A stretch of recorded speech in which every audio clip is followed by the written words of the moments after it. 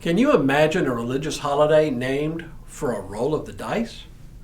Well, that's exactly what we have here in the book of Esther. It is one of the major Jewish holidays, and it is still celebrated to this day. Its name? Purim. Hello, I'm Stuart Baskin, pastor of First Presbyterian Church of Tyler, Texas, and this is your daily devotional for Friday, September 30th, 2022. As we have followed the story in the book of Esther, we have seen several ironies unfold. There was the irony that when Haman thought that Ahasuerus wanted to honor him, he designed a way to honor himself that was clearly over the top, only to discover that the king really wanted to honor Mordecai.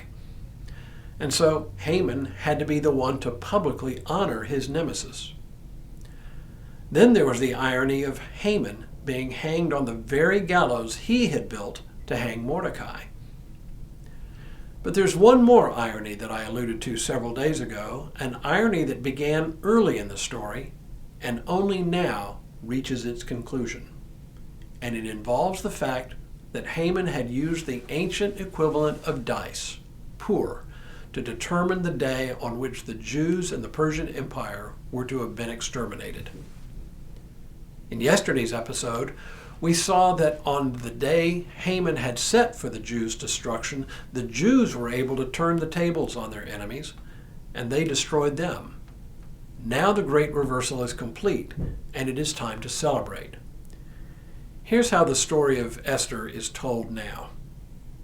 Mordecai recorded these things, that is, the celebrations of the Jews throughout the empire, and sent letters to all the Jews who were in all the provinces of King Ahasuerus, both near and far, enjoining them that they should keep the 14th day of the month Adar and also the 15th day of the same month, year by year, as the days on which the Jews gained relief from their enemies, and as the month that had been turned for them from sorrow into gladness, and from mourning into a holiday, that they should make them days of feasting and gladness, days for sending gifts of food to one another and presents to the poor.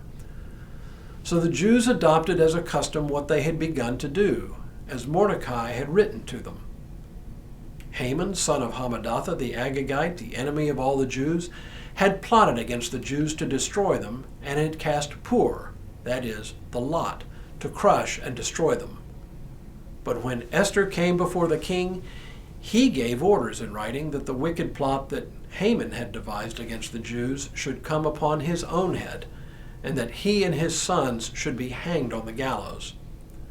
Therefore, these days are called Purim, from the word pur.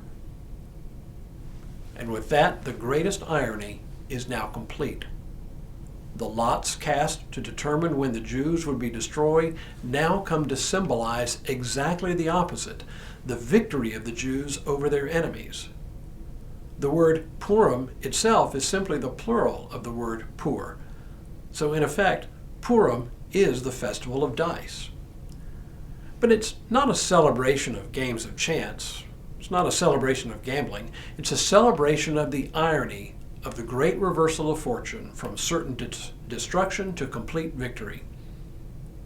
If you stop and think about it, it's really not that different from the fact that our central symbol in the Christian faith is an instrument of execution, a cross. Our central symbol also in some ways celebrates the reversal of fortune accomplished through Jesus Christ, who died on a cross in order to defeat the power of death once and for all. So I don't intend my comparison of Purim to a celebration of dice to be disrespectful. I mean it to highlight the essential irony that it contains. The modern celebration of Purim is probably the most joyous of all the Christian holidays, possibly more so even than Hanukkah. On Purim, gifts are exchanged, donations are made for the poor, there's a celebratory meal. Cookies called Hamantaschen, meaning Haman's pockets, are baked, triangular pastries with sweet fillings. The entire story is read in the synagogue from beginning to end, and whenever Haman's name is read, the congregation spins ratchet noisemakers to drown out his name. And some congregations cheer whenever Mordecai's name is mentioned. There are traditional songs, and often there are plays, more like skits, performed in the synagogues. In one of the greatest ironies of all time, though, Adolf Hitler himself banned the observance of Purim, even as he too attempted to destroy the Jews as Haman had done so many years before.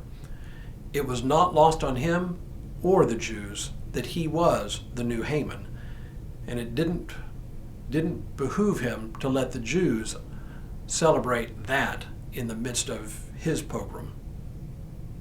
But beneath the party atmosphere of Purim is the deep and abiding sense that the Jews always have enemies out to destroy them. Purim, at its deepest then, is a celebration of Jewish life and continuity in the face of an often hostile world bent on their destruction. Now, although the festival of Purim seems like the place to end, there is yet one more piece of the book of Esther that we cannot overlook. We'll turn to that tomorrow. But for now, may God continue to bless you and keep you in all that you do this day and in all the days ahead.